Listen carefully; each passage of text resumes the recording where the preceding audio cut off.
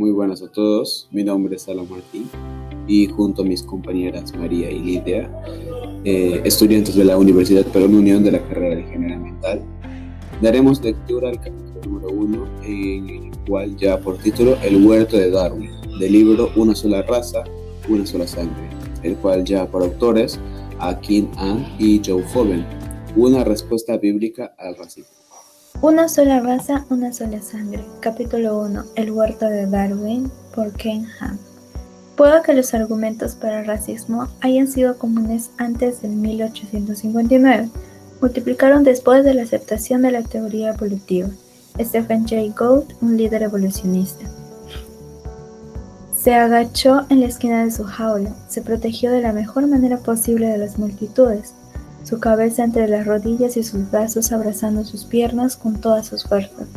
Las barras de hierro que le rodeaban ofrecieron un cierto nivel de protección física de la turba que remolinaba a su alrededor, pero no lo protegían de las miradas, las risas, de los insultos que llovían sobre él día tras día. La multitud deseaba instigar alguna reacción por arrojar monedas y piedras a su cuerpo. Sus infrecuentes contragolpes de ira solo les incitaron más. Estando miles de kilómetros de su hogar y los sepulcros de sus antepasados asesinados, él soñó con los días cuando libremente y con propósito se movía por su tierra natal. Anhelaba casar con sus parientes otra vez. Anhelaba la calurosa relación con su esposa e hijos, pero ahora todo aquello se quedó en el pasado. Su familia y tribu habían sido asesinadas en el nombre de la evolución y ahora se encogía en su jaula, un prisionero en el huerto de Darwin. Un hombre llamado Ota. Ota Benga nació en 1881 en África Central, donde se crió fuerte y experimentado en los caminos del bosque. Él, teniendo una esposa y 2 hijos, volvió de un día exitoso de cazar elefantes y vio que el campamento que llamaba casa había cesado de existir. Su esposa, hijos y amigos fueron asesinados, sus cuerpos mutilados en una campaña de terror por los brutos del gobierno belga en contra de los nativos evolucionariamente inferiores. Ota después fue capturado y llevado a una aldea y vendido como esclavo. Primero lo llevaron a Estados Unidos, del Congo belga, por el renombrado explorador africano Samuel Bernard, que lo había comprado en una subasta de esclavos. A menudo lo apodaron el Niño, debido a su altura de 1.5 metros y su peso de 47 kilogramos. En realidad, él era un hijo, esposo y padre. Ota primeramente fue exhibido como un ejemplo de salvaje en la ala de antropología en la Feria Mundial de San Luis en 1904. Junto con otros pigmeos, fue estudiado por científicos para aprender cómo las razas primitivas se comportaban con los caucásicos, que tenían defectos del intelecto con respecto a exámenes de inteligencia y cómo respondían a tales cosas como el dolor.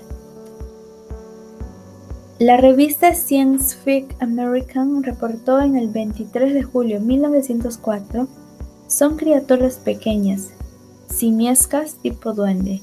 Viven en absoluto salvajismo y aunque exhiben ciertas características simiescas en sus cuerpos, poseen una mentalidad espabilada que parece hacerlos ver más inteligentes que los otros negros.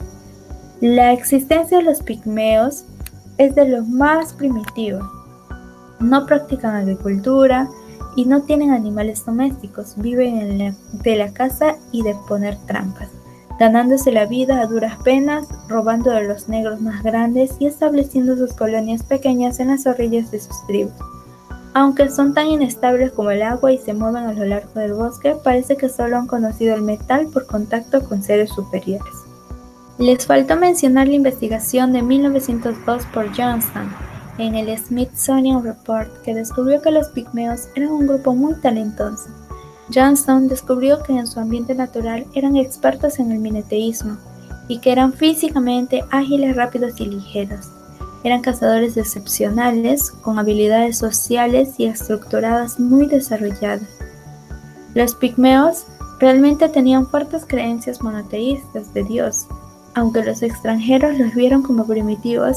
La investigación más reciente ha confirmado La religión de los pigmeos del bosque Ituri se basa en la creencia que Dios posee la totalidad de fuerza vital, de la cual distribuye en parte a sus criaturas, un hecho por el cual los lleva a la existencia o los perfecciona.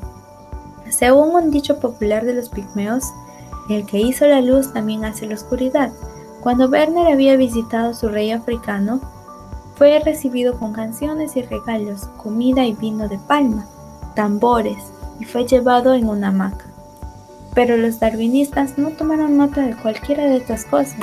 Tales observaciones no se alinearon con sus nociones preconcebidas de evolución o su opinión que los pigmeos eran seres inferiores e infrahumanos.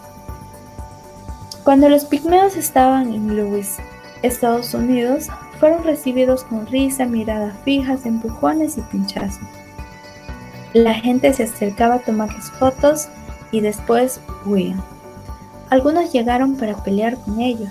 Werner había hecho un contrato de devolver los pigmeos sanos y salvos a África.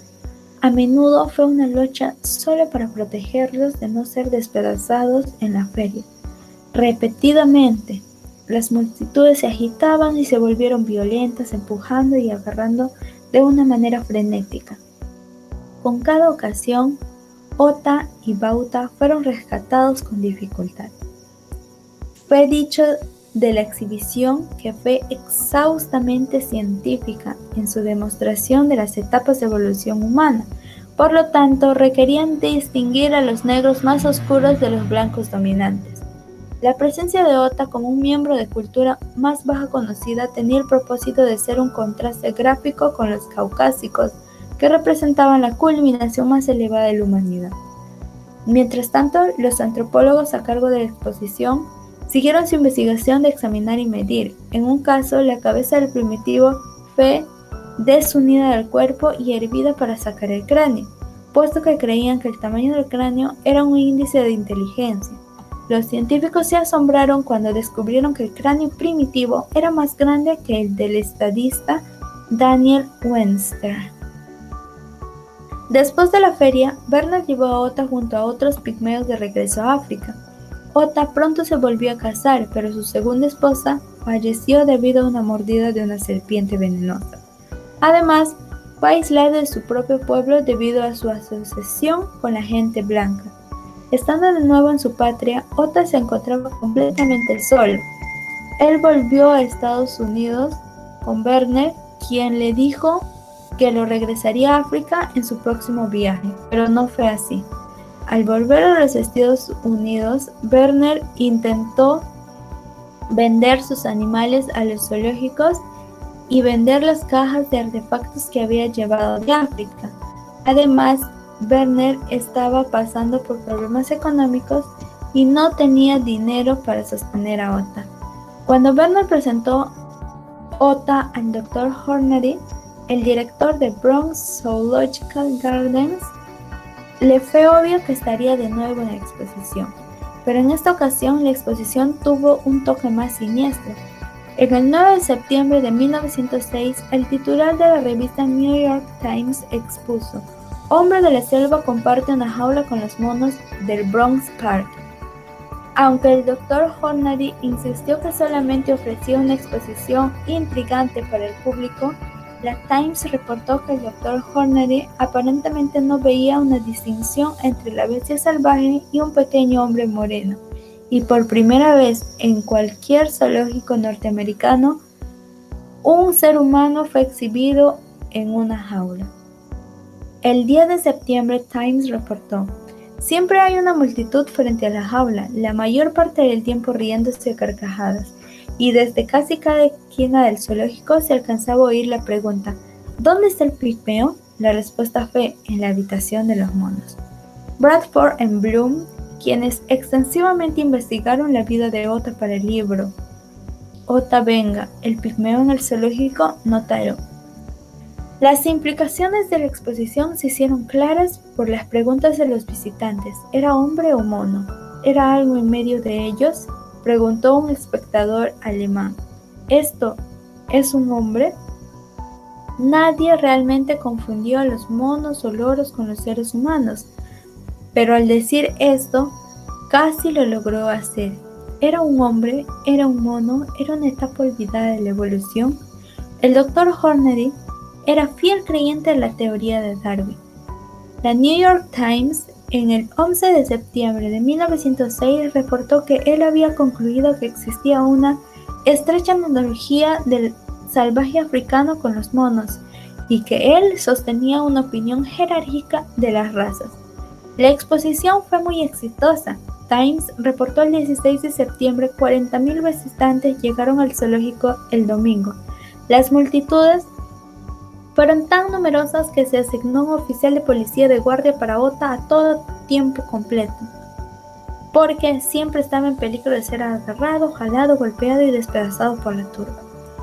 No todos aprobaron el frenesí. Un grupo de ministros morenos preocupados defendieron a Ota. La edición del 10 de septiembre de la revista Times citó que lo que dijo el reverendo Gordon: nuestra raza está suficientemente deprimida sin exhibir a uno de nosotros con los monos. Sin embargo, el 12 de septiembre, Times respondió diciendo: el reverendo hermano de color debe ser avisado que la evolución ahora se enseña en los libros de texto en todas las escuelas y que no es más debatible que la tabla de multiplicación. El frenesí de los medios de comunicación finalmente provocó la liberación de Ota de la jaula, pero el espectáculo continuó. El 18 de septiembre, Times reportó: el domingo hubo 40,000 visitantes en el parque. Casi todo hombre, mujer y niño de esa multitud se dirigían a la habitación de monos para ver la atracción principal del parque, un hombre salvaje de África. Durante todo el día le persiguieron sobre el terreno, gritando y aclamando. Algunos le empujaron en las costillas, otros le hicieron tropezar y todos se rieron de él. Finalmente, Hornady mismo se cansó, o por la presión de los medios de comunicación o por el agotamiento que el espectáculo había creado. Ota fue liberado del zoológico. En los primeros meses recibió atención de una serie de instituciones y de varios individuos comprensivos. En 1910 llegó a una comunidad de morenos de Lynchburg, Virginia, donde encontró compañerismo y atención. Llegó a ser un cristiano bautizado y su vocabulario en inglés mejoró rápidamente. Regularmente estaba interesado en los niños, protegiéndolos y enseñándoles a cazar. También aprendió a leer y ocasionalmente asistía a clases en el seminario Lynchburg. Después fue empleado como obrero en una fábrica de tabaco. Pero Ota se puso cada vez más deprimido, hostil, irracional y desamparado. Cuando la gente hablaba con él, se daba cuenta que tenía lágrimas en sus ojos, cuando les contaba que quería volver a su hogar, concluyendo que nunca volvería a su tierra natal. El 20 de marzo de 1916, Ota presionó una pistola a su pecho y envió una bala a su corazón. La semilla del racismo. La teoría de evolución darwiniana afirma que los seres humanos cambiaron de moléculas a hombres a través de millones de años, con uno de nuestros estados intermedios siendo el estado de los monos. Esta teoría lógicamente implica que las ciertas razas son más simiascas, tipo mono, que humanas. Desde el momento en el que se popularizó y se propagó la teoría de evolución, los científicos darwinianos han estado intentando formar líneas de continuidad que representan la evolución de humanidad, con algunas razas colocadas más cerca de los monos, mientras otras son colocadas más elevadas en la gama evolutiva. Estas líneas de continuidad se forman solamente por apariciones exteriores y aún se utilizan hoy para justificar el racismo, cuando la genética moderna ha claramente demostrado que nuestras diferencias, aunque sean pocas, no van más allá de la piel. En la última página de su libro, El descenso del hombre, Carlos Darwin expresó la opinión que prefería ser descendencia de un mono que de un salvaje. Mientras describía a aquellos de piel oscura, a menudo utilizaba palabras como salvaje, inferior y degradado para describir indios americanos, pigmeos y casi todo grupo étnico cuya apariencia física y cultural diferían de las suyas. En su obra, los pigmeos se han comparado con organismos inferiores y fueron identificados como los habitantes inferiores integrados de las Islas Andamán. Aunque el racismo no comenzó con el darwinismo, Darwin hizo más que cualquier otra persona para popularizarlo. Después de que Darwin demostró que todos los humanos descendieron de los monos, naturalmente se concluía que algunas razas habían decidido más que otras. En su opinión, algunas razas, particularmente las blancas, han dejado atrás a las demás, mientras otras razas, especialmente los pigmeos, casi no se han madurado. El subtítulo del libro clásico de Darwin de El origen de las especies fue la preservación de las razas favorecidas en la lucha por la vida. El libro trató de la evolución de los animales en general y su libro posterior, El descenso del hombre, aplicó su teoría a los humanos. Mientras las semillas del darwinismo siguieron su dispersión en los 1900, se hacía la pregunta, ¿quién es humano y quién no lo es? Las respuestas comúnmente fueron influenciadas por las interpretaciones actuales del darwinismo. La opinión extensamente sostenida fue que los morenos evolucionaron de los gorilas fuertes pero menos inteligentes, y los orientales evolucionaron de los orangutanes, y los blancos evolucionaron de los más inteligentes de los primates, los chimpancés. A lo largo del mundo, tales conclusiones fueron utilizadas para justificar el racismo, opresión y genocidio.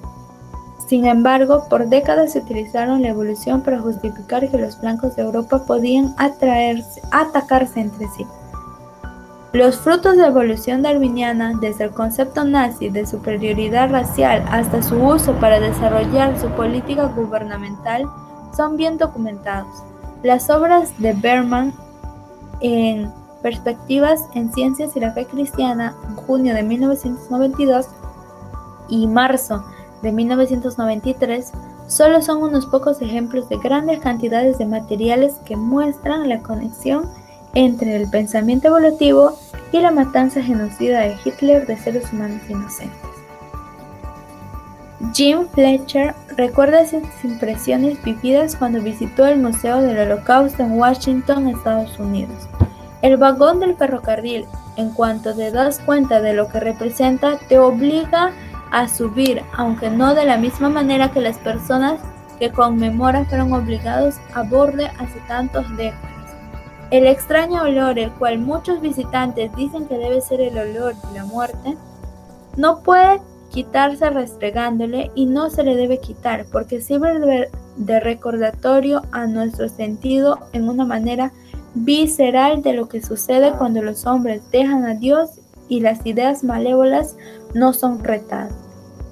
Cuando Adolfo Hitler buscó una solución final para lo que llamaba el problema judío, el hecho de la existencia de los judíos solo tenía que recordar que lo abrazaron los científicos como Ernest Haeckel y teólogos liberales, que un proceso sin propósito, conocido como la evolución, había generado toda la complejidad de la vida, incluso la misma civilización. Lo había hecho a través de un procedimiento despiadado de los fuertes eliminando a los débiles. Cada vez más se enseñaba que la Biblia era un mito a la medida en que se dispersaba de la influencia de esta idea. La continuación del racismo en la tierra europea ha resultado en luchas amargas e inconmensurables, matanzas entre ellos de diferentes razas que ocupan los mismos terrenos.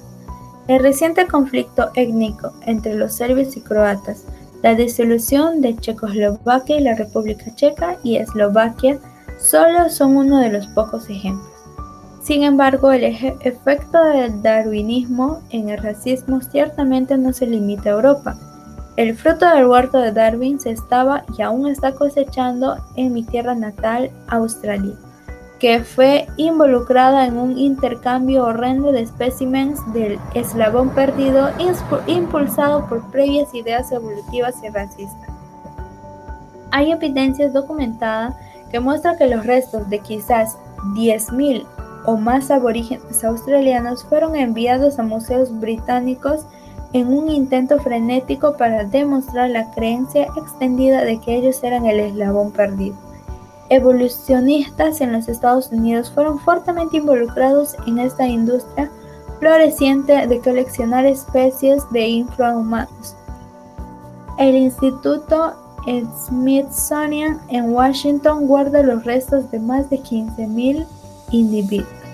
Algunos de los más renombrados de la ciencia británica, junto con conservadores de museos, fueron involucrados en este comercio de robar sepulcros a una medida de gran escala.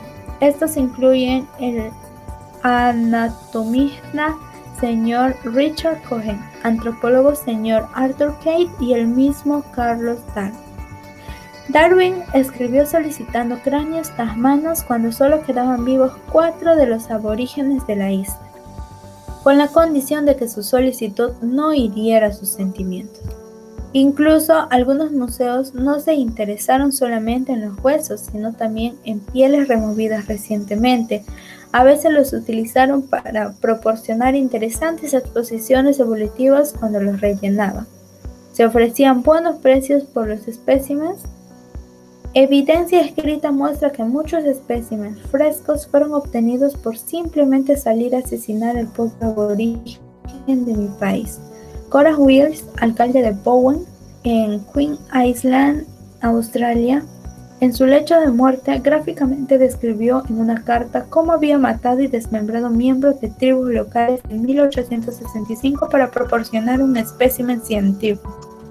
Edward Ramsay, conservador del Museo Australiano de Sydney, por 20 años desde 1874, fue especialmente involucrado. Publicó un librito para el museo que proporcionaba instrucciones no solo acerca de cómo robar sepulcros, sino también cómo tapar heridas de bala en especímenes recientemente matados. Muchos coleccionistas independientes trabajaron bajo su dirección. Por ejemplo, 4 semanas después de que Ramsay solicitó cráneos de negros, Bunge, un científico joven y entusiasta, le envió 2 de ellos anunciando los últimos de su tribu apenas habían sido fusilados. Las semillas del huerto de Darwin se dispersaron incluso hasta Asia, donde se utilizó el pensamiento evolutivo para justificar sus actos de racismo y genocidio. Les habían dicho a los japoneses que eran la raza más altamente evolucionada de la Tierra para justificar la agresión expansionista de su nación. Después de todo, los europeos, con sus brazos más largos y pechos peludos, claramente eran más estrechamente relacionados con el mono, ¿no? Por supuesto, los occidentales tomaron represalias, a menudo retratando el japonés como salvaje no civilizado con el propósito de deshumanizar su matanza con armas de destrucción masiva. En Norteamérica se había utilizado el darwinismo para justificar la esclavitud de las colonias, tanto como la eliminación de tribus nativas salvajes que estorbaban la expansión europea hacia el oeste, todo en el nombre de destino manifiesto. Personas en varios continentes querían demostrar que su raza originó primero. Como resultado, los alemanes pregonaron los fósiles neandertales, los británicos hicieron lo mismo con el hombre de Piltdown, etc. Actualmente, miembros del Ku Klux Klan justifican su racismo en la base que son la raza más avanzada desde el punto evolutivo. El movimiento actual de identidad cristiana cree que los judíos y morenos realmente no son humanos. Hoy en día, el darwinismo y el pensamiento evolutivo incluso facilitan a profesionales ordinarios y respetados, de otra manera, dedicados a salvar vidas, a justificar su participación en la matanza de millones de seres humanos no nacidos, quienes, como los aborígenes del pensamiento darwinista de antes, también son estimados aún no completamente humanos. ¿Cómo llegamos a este punto? Hace 6.000 años, Dios creó un mundo perfecto y elaboró a los primeros 2 humanos a su imagen. Los humanos fueron creados para gobernar bajo Dios y cuidar a toda la creación de Dios. Después del diluvio, Dios reafirmó este plan a Noé y a sus 3 hijos. Según la palabra de Dios, toda la gente del mundo actual descendieron de los 3 hijos de Noé, los cuales descendieron del primer hombre, Adán. Así que todos compartimos la misma línea de sangre. Todos somos hermanos y hermanas y primos de la misma familia. Todos somos creados por Dios. Dios formó al hombre del polvo de la tierra. Génesis capítulo 2, versículo 7. Todos somos a la imagen de Dios. Entonces dijo Dios, hagamos al hombre a nuestra imagen. Génesis capítulo 1, versículo 26. Todos somos una familia, y de una sangre ha hecho todo el linaje de los hombres. Hechos capítulo 17, versículo 26. Todos somos amados por Dios. porque de tal manera amó Dios al mundo, que ha dado a su Hijo unigénito. Juan capítulo 3, versículo 16. Mientras la evolución darwiniana a menudo se ha utilizado para justificar racismo y genocidio, la palabra de Dios claramente condena el abuso de otros. Dios dijo a Noé y a sus hijos: pero carne con su vida, que es su sangre, no comeréis. De manos del varón, su hermano, demandaré la vida del hombre. El que derrama sangre de hombre, por el hombre su sangre será derramada. Porque a imagen de Dios es hecho el hombre. Génesis capítulo 9, versículo 4 al 6. La palabra de Dios condena una larga lista de abusos: el abuso al no nacido, el abuso a los jóvenes, el abuso a los mayores, los enfermos y a los pobres. Incluso los principios derivados de la palabra de Dios condenan la discriminación que se basa en idioma, cultura, sexo o tonalidad de piel. La palabra de Dios dice que toda la gente después del diluvio descendió de los 3 hijos de Noé. Estos 3 son los hijos de Noé, y de ellos fue llena toda la vida. Génesis capítulo 9, versículo 19. En Babel, la humanidad rebeló contra Dios y rehusó seguir su palabra. Incluso se enalteció a sí mismo como la autoridad final y comenzó un ciclo de abuso que se repitió por cada persona de cada generación. Después, los eventos en la Torre de Babel dividieron el acervo genético humano. Diferentes combinaciones de genes en distintos grupos resultaron en la predominación de piel clara en algunas personas, y en otras con la predominación de piel oscura, y otras personas con tonalidad intermedia. Con nuestro entendimiento actual de la genética, ahora sabemos que estas diferencias biológicas son superficiales e insignificantes.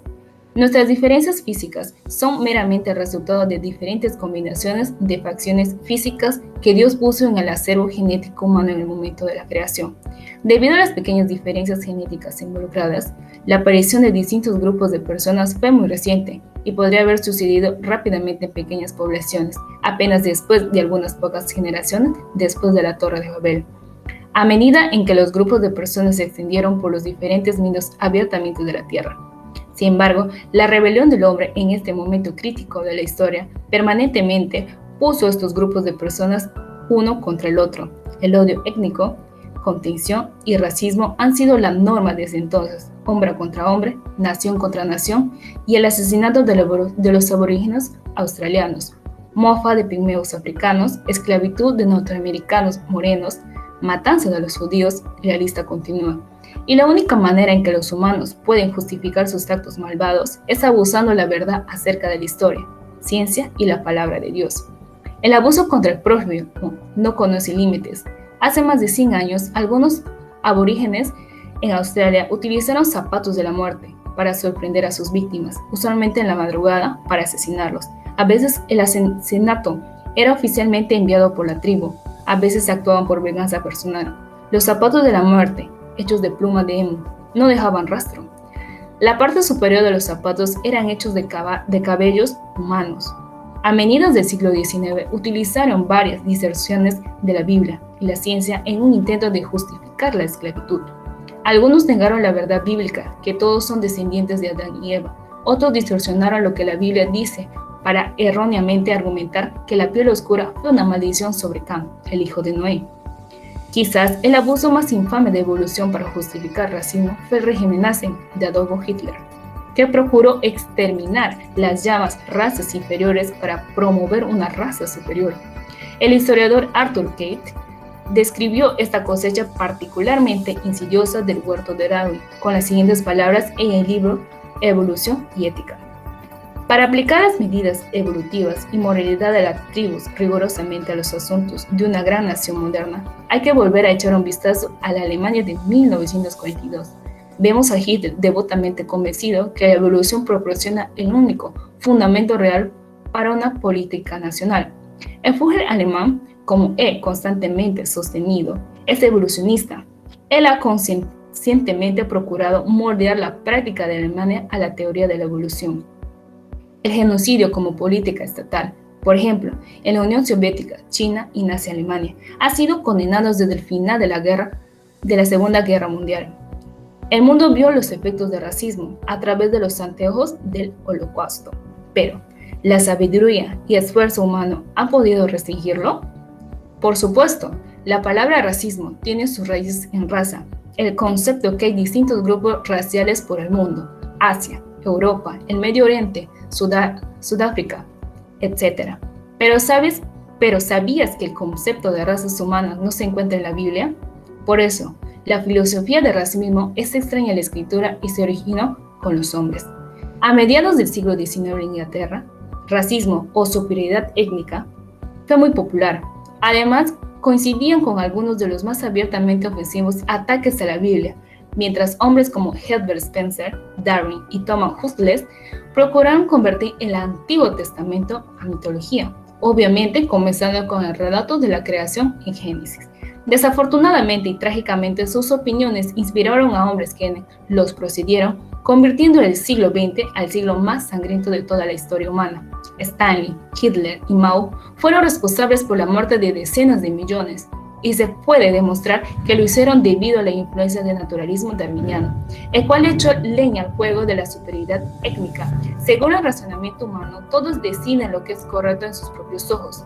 Cada uno hacía lo que bien le parecía. Jueces, capítulo 21, versículo 25.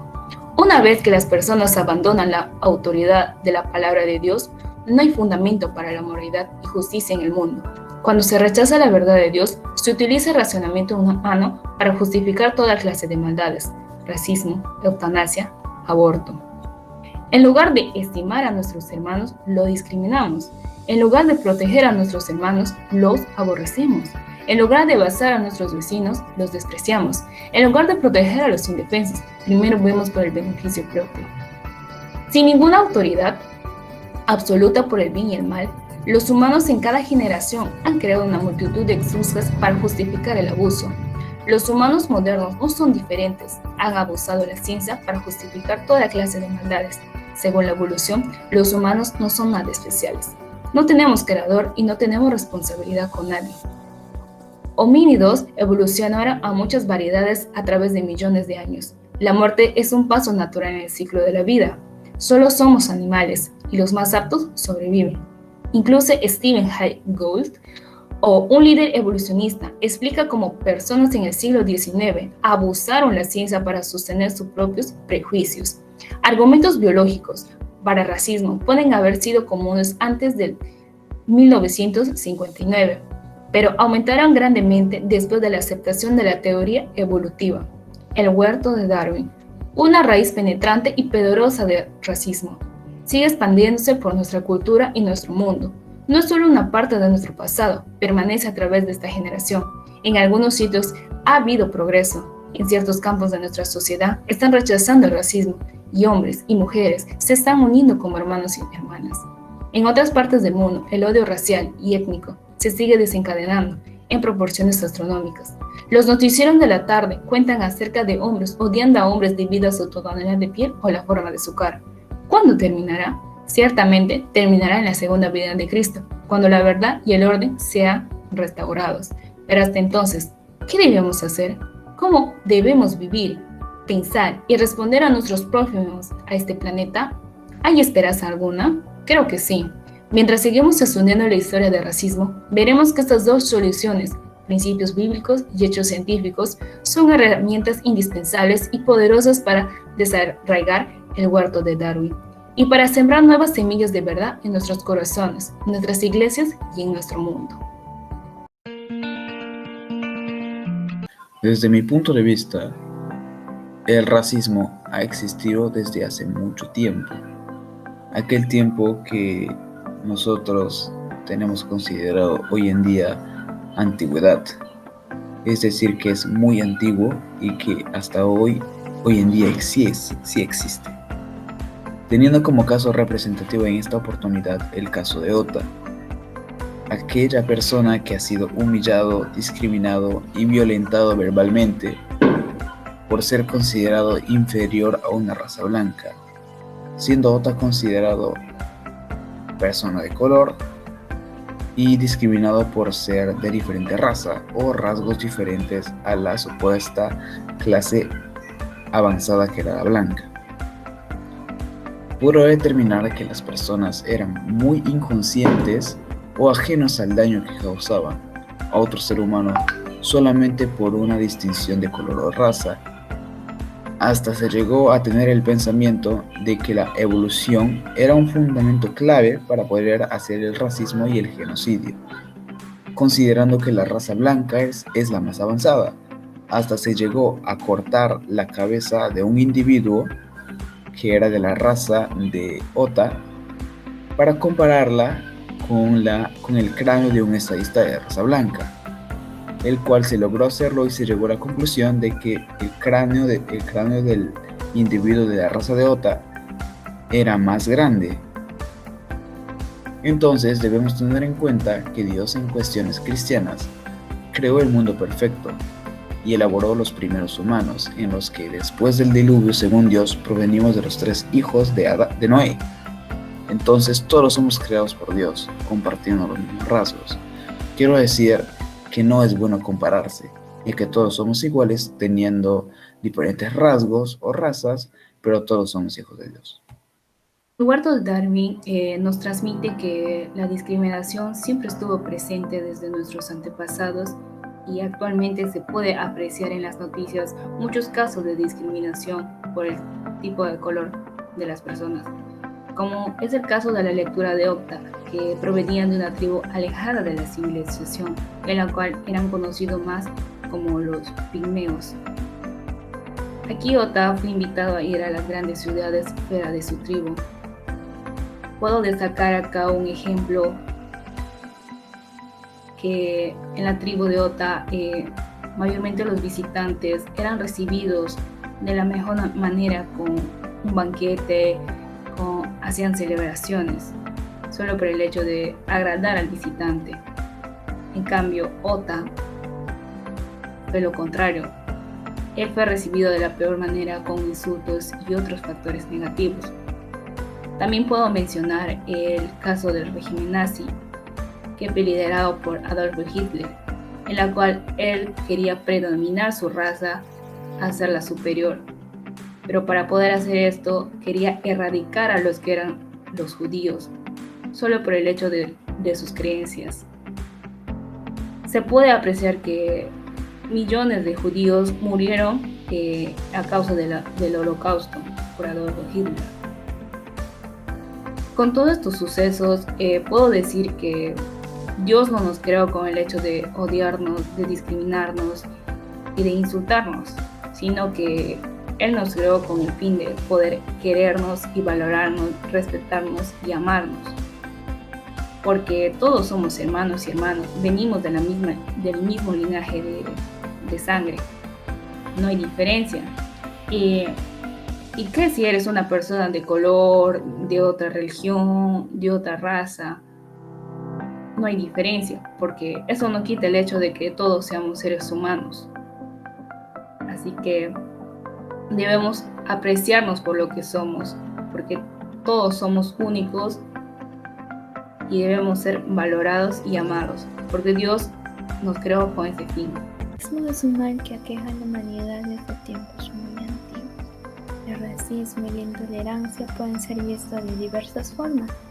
Una puede ser la negación de la igualdad de las personas entre sí, que deriva en situaciones como la de instigar al odio por el simple hecho de tener un diferente pensamiento en cuanto a las etnias, en cuanto al color de piel, la estatura, entre otros. Y esto a su vez puede llevar en algunos casos extremos que derivan en lo que es el genocidio.